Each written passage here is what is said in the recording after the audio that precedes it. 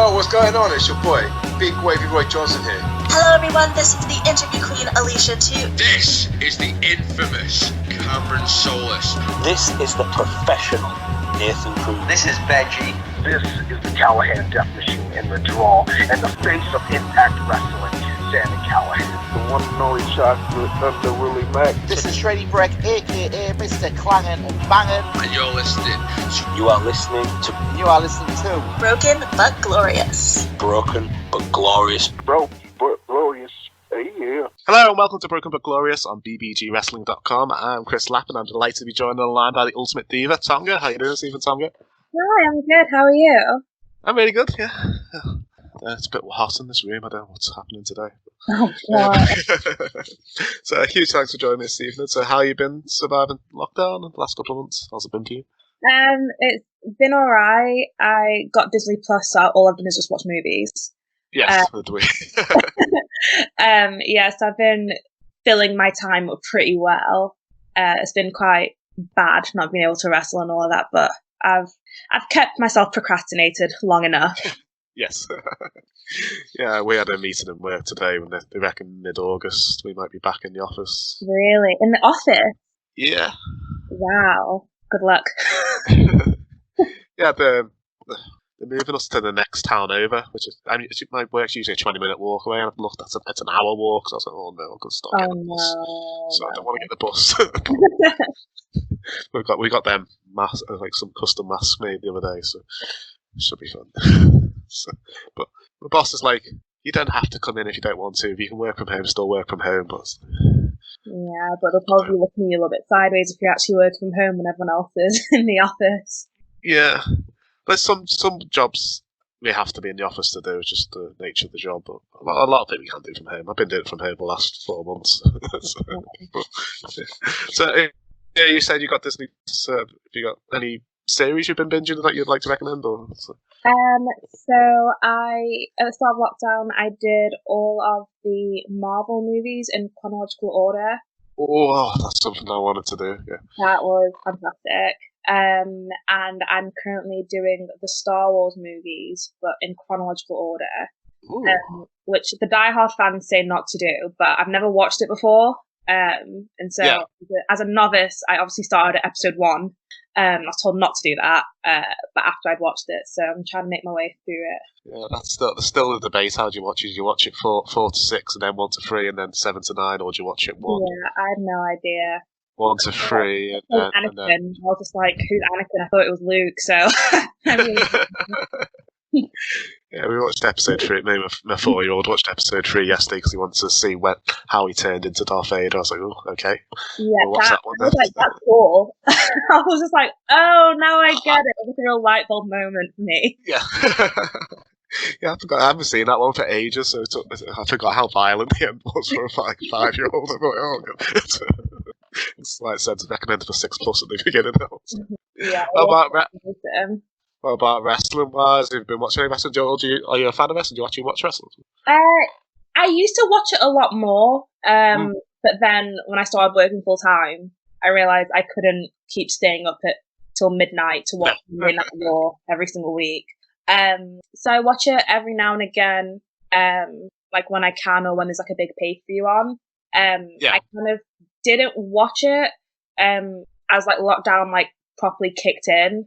Like after Mania, I kind of dropped off a little bit, but the past couple of weeks, I've tried to like get back into it and like watching like some independent stuff and like getting some ideas when I go back because I think I've probably forgotten everything. So I was like, let me at least see what wrestling actually is again before I get back into the ring. Yeah, my 5-year-old, but he's watching the same Britannia pay-per-view show over and over again because it's got a rumble at the end. And Paradox are his favourite tag team, and all 4 of them are in this rumble. We just because of the Paradox rumble, we just ask, can we watch this over and over again? And it's had like 800 views. I'm thinking, how many of that 800 views are Isaac? Wow, that's so cute. Yeah, they keep bothering the promoter of Wrestle Island, see if he can get some new Wrestle Island DVDs because we've been watching the same 4 on repeat for the last 4 months because he's just obsessed. Yeah, we went back and we started watching Raw from the beginning. We got up to about really steady from the beginning, so only 40 minutes long. Only 40 minutes? Yeah. Oh, okay, that's my next binge then. Yeah. So you can just binge in a couple of hours. You can watch 5 or 6. So we got from 93 up to about 90, SummerSlam 95. Then it starts getting a bit rubbish. That's what, it's rubbish time around then. So we kind of stopped doing that. So I'm guessing having this time off has kind of been a blessing in disguise because you could have rest your body and get rid of all them niggling injuries and work on bits of the character have worked and haven't worked over the last year or so. Get the little tweaks. So I tore my PCL at the start of 2019. Didn't realise for a couple of months while I was still working on it until I got my MRI results back, and they were like, "Yeah, you shouldn't be wrestling right now." But, oh well. So I've kind of been able to actually let that rest and sit around and not do anything and let my body heal. But I still get every now and again, you'd be like, "Oh, I forgot that my body actually isn't what it used to be like before I started wrestling." So you get those aches and pains, but I feel a lot better than I did when I was still wrestling. Are you looking forward to getting back to the ring and having that first bump? I am looking forward to it so much. So anybody that knows me knows that I actually hate physical exercise. I have no motivation for it, but I just love wrestling so much that I kind of put up with it. So at the start of lockdown, I was like, oh, not having to bump and not having to do drills and do cardio drills and run the ropes and all that stuff. And I was like, oh, this is fantastic. But now I'm literally itching to get back into the ring. I can't wait to be able to learn new things and to see all my mates again and to just have fun. Yeah. Have you had a date when the trader school's opening again? Or I think they're all starting to think about opening up. Because I think the government said that physical activity and the gyms are opening again at the end of this month, the start of August. So I think quite a lot of schools are being like, right, let's actually figure out how to logistically open, and then they'll start opening up. So hopefully it's soon. Also, you mentioned you watched all the Marvel movies. Are you taking any inspiration of them and maybe tweaking into your character or anything? I'd love to say I am, but I was more just watching them for just the cinematical spectacle of it all. I'll probably go back and watch some of the fight scenes again, because I remember I watched Black Panther and I was like, this is literally set out like an actual wrestling match, during the fight scenes of that. So maybe I'll go back on there and see if I can steal any cool moves. Hi, this is the Asian sensation Kanji, and you're listening to Broken But Glorious. So growing up, who was your favourite wrestler? So my favourite wrestler was CM Punk. He got me back into wrestling in 2006. Yeah, when he was doing I think it was 2011 sort of time, when he was doing the whole Best in the World gimmick. I was like, this guy is talking about some real stuff here. He was kind of one of the wrestlers that you're like, oh, is he actually shooting, or is this scripted? So he was one of my favorites. Him versus John Cena at Money in the Bank, 2011, I think it was. Yes. I was that match. It is so good. Whenever I'm down, I'll go back and watch it, and I'll be like, oh my god, the crowd, the energy, everything about this is incredible. Yeah, because that was WWE's last 5-star match for 8 years or so, 7 years. Yeah, it took a long time to get a 5-star match after that. Yeah, and it was a damn good match, so I'm not surprised. Yeah, the buzz off the Summer of Punk got me watching wrestling. My oldest, who was 5 or 6 at the time, he was getting a bit of an interest in it, and then that buzz around that era got me back into wrestling. I just started watching. I stopped watching it for best part of 15 years. I dipped in and out, but yeah, late 90s, I discovered the girls drink and rock. None of the rest of my friends liked wrestling, so it's hard to keep up with it. I think watching oiled up, sweaty men roll around in a ring probably wasn't as cool as punk at that time. But that Summer of Punk really inspired me. And then when Brock Lesnar came back from his UFC stuff, I love Brock Lesnar so much. I know he's a quite controversial character, but he has like some of my favorite matches that I like will go back to, like if I'm feeling down, like him versus Cena at SummerSlam. If you just want to watch somebody get battered, that's a great match. I just like watching John Cena get booed and beaten up. I don't know what about it. But also the WrestleMania 31 main event, him versus Roman Reigns, with Rollins coming in at the end to cash in. Like, that's one of my favourite matches like ever. So yeah, Brock Lesnar's up there with my favourites growing up. If you want to just watch John Cena get booed, One Night Stand, 2005 ECW yeah. One Night Stand. It's just if Cena wins, we riot. It's a great crowd. We googled like matches where Cena gets booed or something.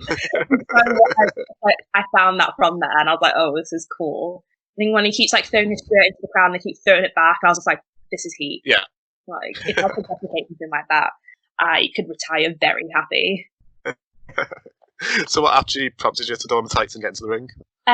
So growing up, I grew up with two brothers who really love wrestling, and they were older than me. So as the younger sister, I was chosen against my own will to be like the dummy that got thrown around and put in the walls of Jericho and RKO'd on like the grass and all that stuff. Mm-hmm.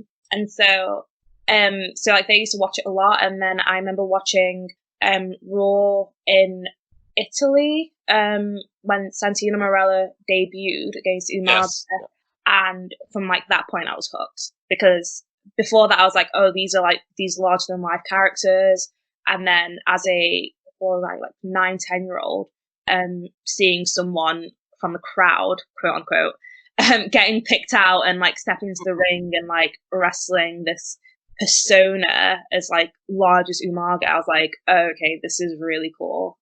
So from that point I was like, okay, maybe I want to do this when I'm older. So like that was like the pinnacle moment for me. Cool. So when you started training, was like CM Punk who you wanted to like mold your style around, or would you? No. I didn't really have anybody that I specifically wanted to mold my style around. I liked all the flashy, like high flying, like moves and like all the impact moves and stuff like that. But once I actually stepped into the ring and was told to like get on the ropes, I was like, oh, I can't stand on the top rope. Like, I barely go. So I was like, okay, maybe I'm not that kind of wrestler. Like, I can't be a luchador. I can't be doing like moonsaults and like 450s and all that stuff. So I think it was quite a lot of trial and error, watching the wrestlers that I liked, or I think especially watching the girls that were sort of built like me, seeing what moves that they did, and then being like, okay, this is cool, let me try it out and let me see if I can make it a little bit different for myself. Was kind of how I went about molding like my character. Did you have an idea of a character you wanted to be? So when I first started, I wanted to do this whole diva gimmick. So it was when the women's revolution was kind of just like properly like picking up speed. And so I was like, I want to be known as like the ultimate diva. And at the time, the place I trained at, they were kind of just like, do you know what, like it might not be a good idea to try like stay away from that diva sort of name, because people will see it with like negative connotations. They'll think that you're trying to be like the divas from like the early 2000s, like the whole bra and panties. And I was just like, no, like I can take that word and mold it into something of my own. I wanted to kind of emulate from like pop divas and like reality stars, so like Mariah Carey and like Paris Hilton and those sorts of people. Like I'd class those as divas rather than using it as something as definitely. Of like the early 2000s. So I kind of wanted to do that. And then when I spoke to people about like my gimmick and stuff, they were kind of all using words that kind of fit in with the whole diva thing. They'd be like, oh, why don't you be this like spoiled princess, or this like brat who like gets angry when she doesn't get her way? And I was like, so a diva? And then they're like, oh, okay. So I think I kind of had an idea from the start, and it was kind of more convincing everyone else that it was okay. Yeah. Right, so it takes back to your first show. What do you remember about it in hindsight? Do you enjoy it? And particularly, how did it feel doing your first entrance? Because I've talked to wrestlers and they never thought about doing an entrance. They planned their match out, and then the music started. To go, oh God, what do I do? What did you have an entrance in mind? So my first actual match experience, I wouldn't really count it as my first match because I did 3 moves. But it's actually on YouTube if anybody wants to go and laugh. So it was at Mr. Cat's Wrestling, and it was a costume contest that turned into a handicap tag team match. I literally did like a butterfly suplex and a chop, and I got out of the ring. But I was so nervous before it. Like, I remember just being backstage and everyone being like, "Are you actually okay?" And I was just like, "Yeah." I'm just trying to remember what I have to do. And they're like, "You don't have to do anything." And I was like, "I don't want to mess it up." But I remember going out there and feeling quite like safe and quite confident with it, because the people that I was tagging with, so I was tagging with Drill and Mel Price, and they literally looked after me in that match. Like, that's a real experience. I was like, fine. Like, I wasn't like being exposed or anything. No one knew that I was actually petrified. But my first proper match was a tag match, an intergender tag match. And my entrance for that, I have the picture of it. I literally opened the curtains and just threw my arms up in the air. I don't know why. And just kind of awkwardly high-fived some children. But because I was so panicked about my match, I think I was kind of giving off scary vibes, even though I was face. I didn't really think about it. But that was very terrifying. But I was against Dan Evans and Natalie Wild, and she just come back from injury. So she didn't really do as much because she didn't really want to like re-agitate her injury. So I was in the ring quite a lot with Dan, who is an absolute legend, and he carried me through all of my bits. So I think I've been quite fortunate to have not really been thrown to the wolves as much as I could. About 2.5 years ago, when Natalie had like a broken arm. It was, I think it was start of 2018. I think. Yes. Yeah, it was around that time. But yeah, it was a fun match. Yeah, Dan Evans is amazing. I didn't realise how long he'd been wrestling for, like 12 years or something. Yeah, he's so good. My girlfriend's slightly obsessed with his Instagram. Because he's so obsessed with Disney, and he's always like going to cinema with his mum and going to Disneyland. She's always updating me about Dan Evans is doing, so whenever he comes out, I was like, "Mummy, it's your favourite wrestler, I'll tell you."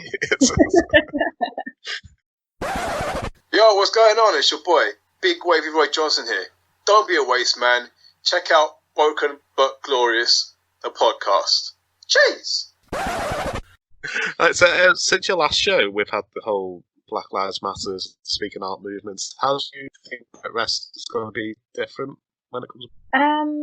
I think to me, it's in quite a raw state. Obviously, the Black Lives Matter movement happened, and I think that got people like feeling quite vulnerable and like feeling like, oh, I should have done more about that. And I know Big T and Roy Johnson were very vocal on that. They were doing Instagram lives, they were answering people's questions, especially like concerning the wrestling industry. So I think people listened and they learned, and then we had the whole Speaking Out movement, which kind of was knocking people while they're already down about the whole Black Lives Matter situation. So I think it's still quite a fragile and fresh wound, but I think it'll be all right because at the moment, all people can kind of do is train. They probably won't be any shows, so there's a lot of time to sort things out. And I've already seen that quite a lot of companies have already put things into place, and the rest are already in talks, or they're just trying to figure out the best practices. So I'm really hoping that it will be a better place for everyone and a more comfortable place for everyone, and that any sort of negative people or any sort of behaviours that happened in the past people will be more open and confident to speaking out about them and not feeling, I'm not sure I'm finishing that sentence, but not feeling sort of nervous to talk about their experiences. And I think another good thing that's happened is there's been quite a lot of talk about mental health within wrestling, and being able to have sort of like an environment where people can be like, I feel down, this is why I feel down, and not feel judged is probably the best thing that could have come out of this. Yeah, it's been an insane couple of weeks. It seemed as if it was the week after we arranged the interview, it kind of all kicked off. It was it's amazing, the stories that are coming out. So, so I've been going to shows regularly for about 3 years, and you can when it started, the shows were majority white and male. But I can tell over the last 3 years there has been this crop of black wrestlers coming through, and even women used either have no women's match at all, or it was a token women's match in the middle of the show, usually a multi-women match. But now, seeing women winning Rumbles, become number one contenders for the main title, headline shows, and it's all become the last 18 months. It's just it's been really good. I think representation is really important in wrestling. Yes. I think it's important like everywhere, but especially when because the majority of fans that believe it like to the core are the children.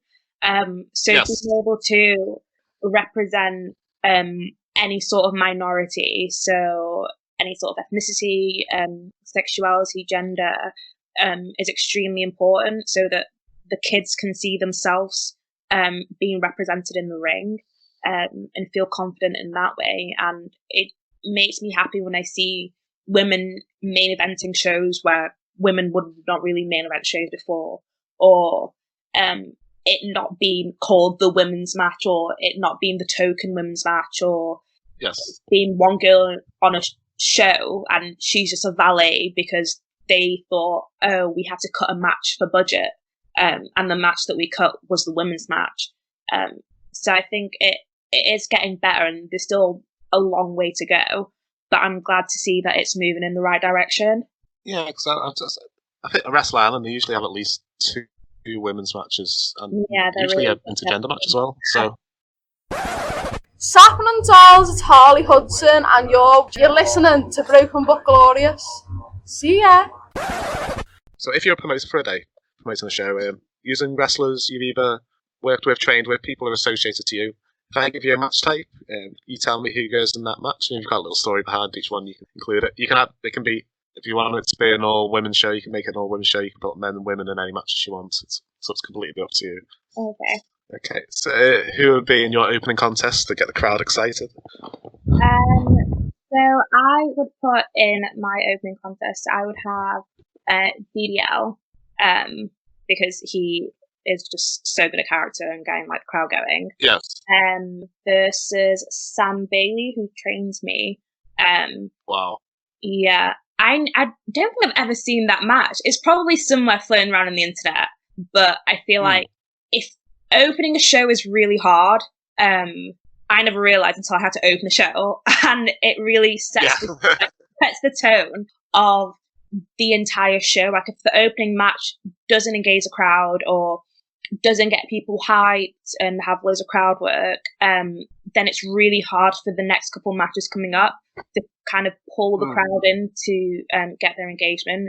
And I think those two guys are some of the best in Britwres for engaging a crowd. So I don't know who will be face or heel. Either way around, it will be good, and I would pay to do that.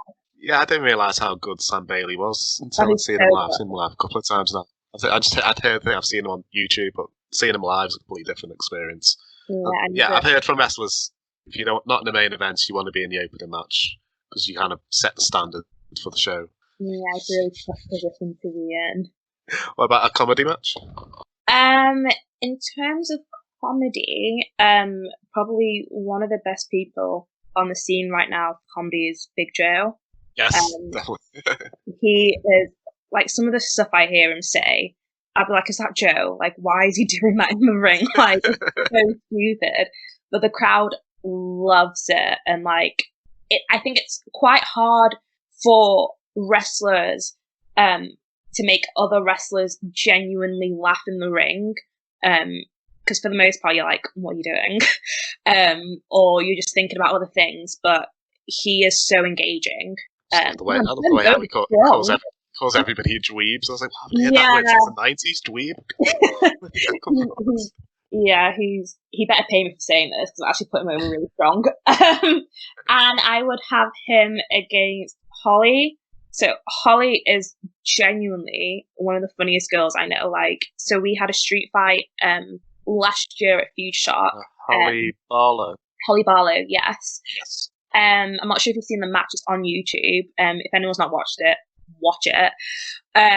But when we were trying to figure out what to kind of do for that match, the stuff that Holly was saying, I was literally just like, what goes on in your twisted little head? Like, I couldn't watch her during the match, because I was like, I will break character and start like rolling on the floor laughing. She did a Haribo's as thumbtacks spot. Yes. And at some point she put me in a bin and was smacking the side of the bin with a kendo stick, and she's so funny, and I think she needs more credit as a comedy wrestler, because she actually is hilarious. So I'd love to see that sort of dynamic of Joe thinking he's just massive, and then Holly just actually outmuscling him, because she's actually so strong. Yeah. For her little size, she will pick me up like a feather. Like, it's quite scary. So I'd love to see that. Yeah, I saw Holly for the first time at the last Wrestle Island show, so hopefully she'll stick around and be able to see a lot more of her. She was in the Rumble, but she looked really good. Yeah. So you got a mid-card title match, or a women's title match? Mid-card match, I would do Matt Brooks. Wow. So I tagged with him at GPW. He is so good. Yes, and I would do him versus Gia Adams, who is also fantastic. I got to work her at BWR, I think, and it was such a rushed match to put together, but it was so much fun, and she's such a powerhouse.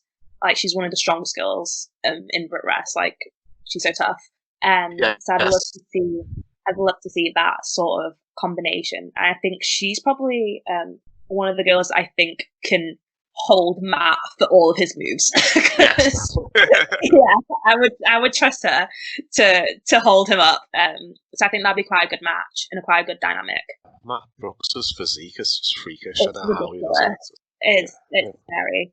I had to get pictures with him for our tag team, and I was like, I feel so inadequate stood next to you right now. You look like you've been chiseled out of marble, and I'm just trying to like hoist up my high-waisted shorts to like hide my food belly. But yeah, he works hard for it. Like, yeah, my girlfriend did a in-ring photo of him, and she just didn't know where to put her hands. She was like, "Oh." Like a hardcore extreme style match. Hardcore match. I would have Charlie Evans. I believe she does hardcore matches. Yes. She's with TNT. Yeah. I would do her against. Wasn't she in the Tournament of Death? What did they call it? The Dio. Yeah, I'm pretty sure I wrestled her the week after, and she was just like, "Yeah, I was bleeding. Like, if I bleed in the ring, it just happens sometimes." I was like, "Can't be me." So I would have her against Alexis Falcon, who I know has said to me, and I'm going to hold her to this, I'm exposing her on the internet. She said, I'll do one hardcore match in my life. So I'll probably give her a taster of that against Charlie Evans. I know they've worked each other quite a lot, and they work really well off of each other. So I'd be interested. That'd be amazing. I want to see that match now. Yeah, I need to get funding for this show. A tag team title match. Tag team. I would have the Austins, so Lana Austin and LA Austin. Yes. Such a good tag team. I worked against them at the start of the year at GPW, and I was like, you two just move so fluidly as a team. Yeah. I would have them against Synergy, who are so good. Like, they're proper powerhouses. I've heard good things about Synergy. I haven't had the chance to see them live yet. Yeah, I've worked them at training sometimes, and they're really good, and they move really quick for big guys as well. It's like, you're moving quicker than me, and you're twice my size. I don't know how that's possible. So I think that would be a good match, and it'd be a good dynamic of sort of big jock guys against this like solid, like been tagging since childhood tag team. Yes. And then you've got your main event, your Ultimate Diva Championship, whatever you want to call it. So I'm going to put myself in the main event because I need bookings too. And I would put myself against here we go. So I tagged with him at training a couple of times. So Sugar Duncanton. Oh, yes. Commonly known as Pineapple Pete. He's so good. Like, he's so fun as well. He's so funny and like gets the crowd going, and that's exactly what you need for a main event. And also, he's really popular now because he's fought against Chris Jericho on AEW. So I would get some exposure, and it works out well for everyone involved. So let's book that match.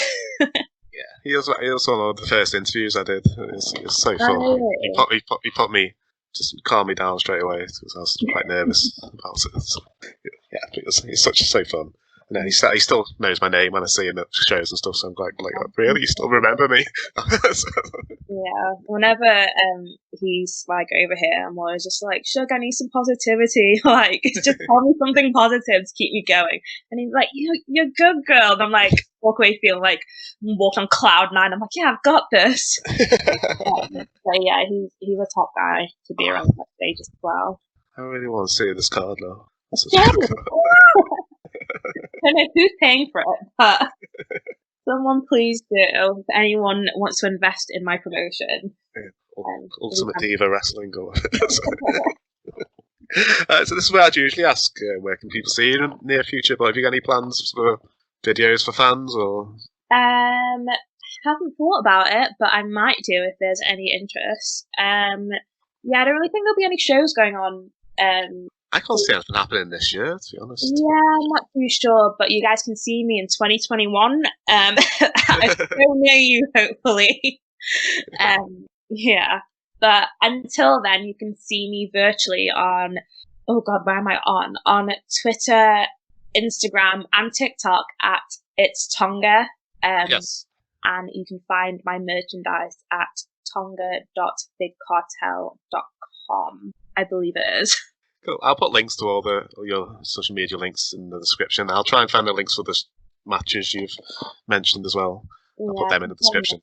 Yeah. There's some fantastic moments of me just being like, I have no idea what's going on right now. And I like to go back and watch them just to see how far I've come. Yes. It's quite comical to see. Yeah, Alexis is the only wrestler I've ever talked to who actually enjoys going back and watching her first match. She sends me all of her like botches. It's so funny to me. She'd be like, yeah, just watch this. I don't know what I'm doing here. And I'm like, you're too bad. But I think it's good to see, like, I still have saved on my laptop my first ever training match that I had, God, way back in like 2016. I've been wrestling for maybe 3-4 weeks. So I go back and I watch that like through my fingers because I'm like, yes, terrible. But it's good to see how far you've come, because at some points you kind of get stuck in the whole, am I improving or am I just staying like stagnant? And then you go watch a match back from like 3 months ago and be like, oh, okay, yeah, I'm definitely a lot better than that. Yes. Also, if you don't laugh, you'll cry, so you just have to see it. Yeah, I've went back and listened to some of my early interviews, and I'm like, oh god, how do they ever get other people to come on? But I've really enjoyed speaking today. I'd love to have you on again in the future when everything's back to normal. Maybe I'll put down a new match card. Yes. New thing.